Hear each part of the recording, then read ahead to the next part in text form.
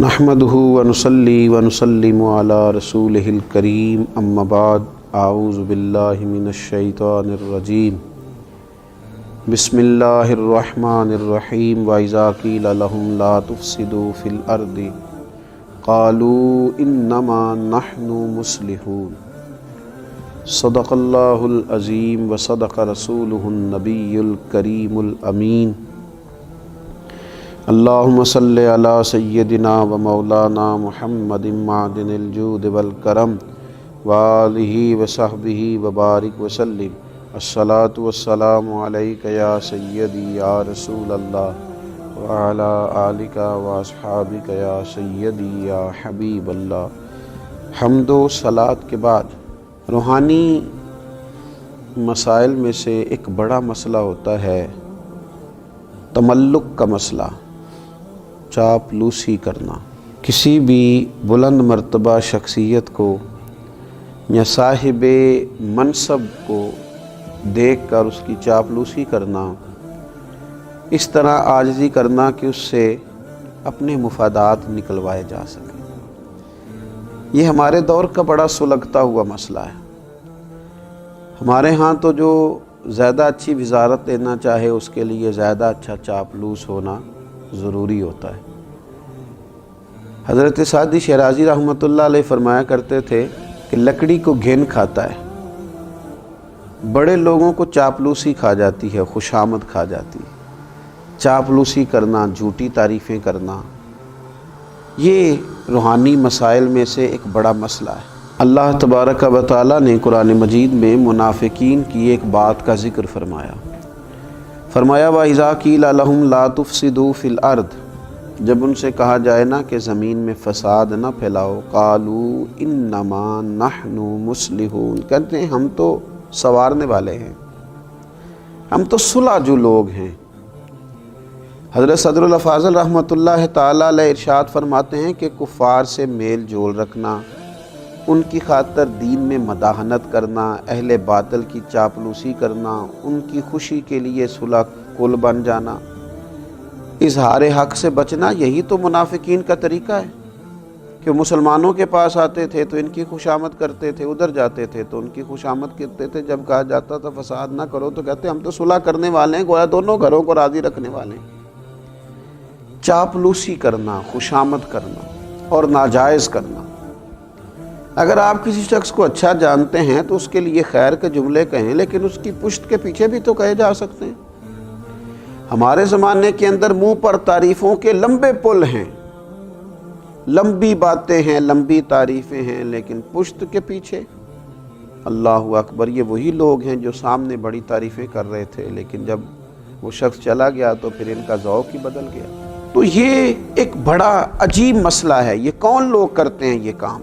زیادہ تر یہ وہ لوگ کام کرتے ہیں جن کی طبیعت آرام پسند ہوتی ہے، خود محنت نہیں کرنا چاہتے، کسی کی چاپلوسی کر کے، کسی کی خوشامد کر کے اپنے معاملات زندگی چلانا چاہتے ہیں، خود مشقت کا رستہ اختیار نہیں کرتے۔ کچھ لوگ ایسے ہوتے ہیں جنہیں منصب چاہیے ہوتا ہے تو وہ کسی صاحب منصب کی اتنی رج کے تعریف کرتے ہیں، اتنا اس کے پیچھے چلتے ہیں، اتنا آگے لے جاتے ہیں، اس کی کسی غلطی کو غلطی ماننے کو تیار نہیں ہوتے۔ صرف اتنی بات ہوتی ہے کہ اس صاحب منصب کے ساتھ ملوں گا تو کوئی چھوٹا موٹا عہدہ مجھے بھی مل جائے گا۔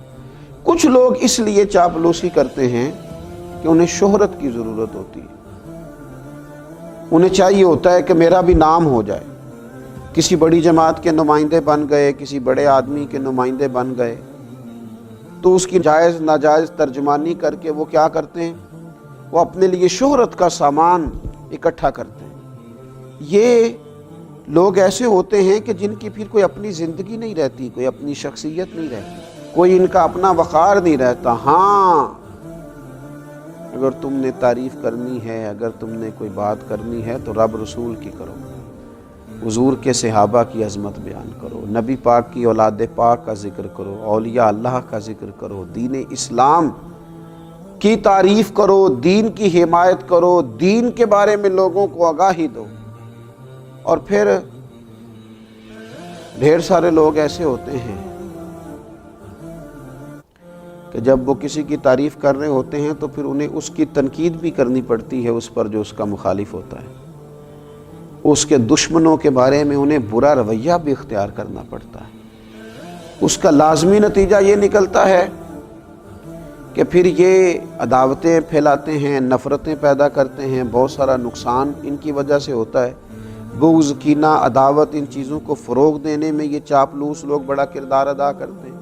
تو اپنی زندگی میں بندہ وقار والا بنے۔ ہاں، کوئی شخص اگر صاحب کمال ہے، اس کی تعریف کی جائے، اس کے لیے خیر کا جملہ کہا جائے، لیکن اتنا جس حد تک کہ وہ ہے۔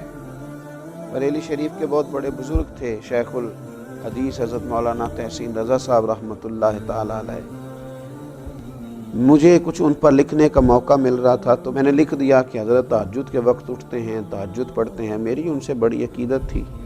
تو حضرت صدر العلماء رحمۃ اللہ تعالی علیہ مجھے فرمانے لگے، مجھے فون آیا ان کا، کہنے لگے میں تہجد کی نماز نہیں پڑھتا،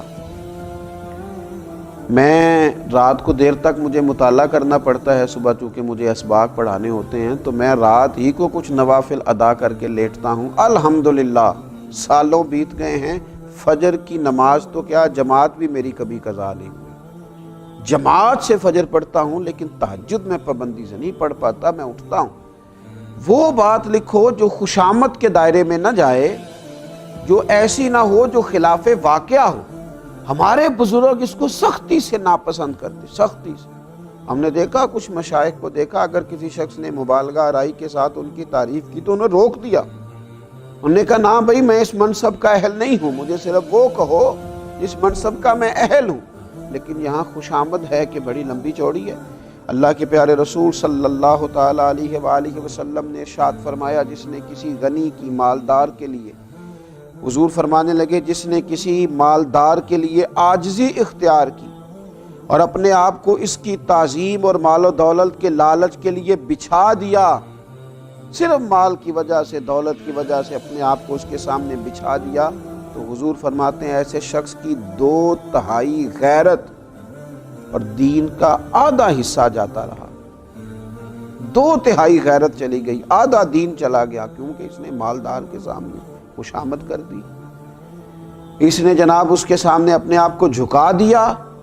ہاں، ایک جگہ خوشامد کرنے کی اجازت دی میرے نبی پاک صلی اللہ علیہ وسلم، حضور نے اجازت دی۔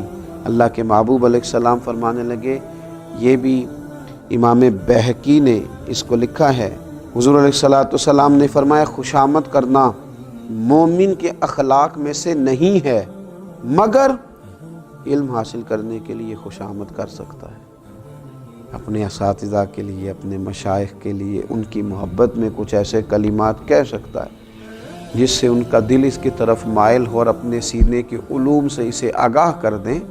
یہاں وہ ایسے الفاظ اختیار کر سکتا ہے، ورنہ اسے خوشامد کی، ہمارے تو گھروں میں اس آدمی کی حکومت ہوتی ہے جو خوش آمدی ہوتا ہے، ہمارے تو علاقوں میں اس شخص کی حکومت ہوتی ہے جو خوش آمدی ہوتا ہے، تنظیموں میں، جماعتوں میں، اداروں میں، خانقاہوں میں خوش آمدیوں کے غلبے ہوتے ہیں۔ یاد رکھنا، خوش آمدی پیچھے رہ جاتے ہیں اور کام کرنے والے آگے نکلتے ہیں۔ کام کو ہی دوام ہے، کام ہی ہمیشہ باقی رہتا ہے۔ خوش آمد نہ کریں، کام کریں، ڈیوٹی کریں۔ یہ خوش آمد تو ایک روحانی مرض ہے، اللہ تعالی ہمیں اس مرض سے نجات عطا کرے۔